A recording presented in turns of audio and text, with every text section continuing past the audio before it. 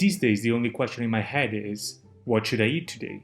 To answer this question, we set ourselves on a path to create the best recipe to ever exist. As soon-to-be data scientists, we knew if we wished to succeed in our quest, we should seek the power of data. To find said data, we used our extremely thorough and advanced research skills that we've only been able to master through years of practice.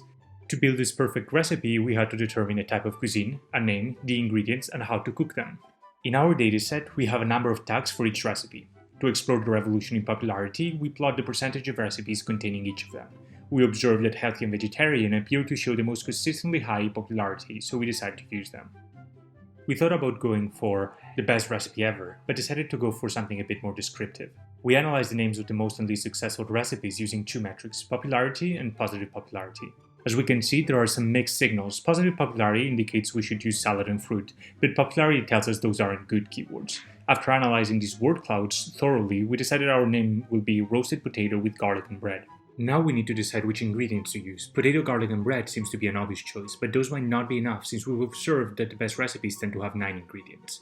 To find our next 6 ingredients, we take 3 approaches. First, we look into most popular ingredients and add the best to salt and olive oil. Next, we look at the popularity evolution of non-condiment ingredients and decide to add tomato and onion to our recipe due to their high and continued popularity. We also want to add ingredients that everyone would love, so we fit a linear regression to predict the standard deviation of a recipe using its ingredients. From this, we can extract high weights and low weights. Apparently pectin is an extremely controversial ingredient, and rightfully so. What the hell is that?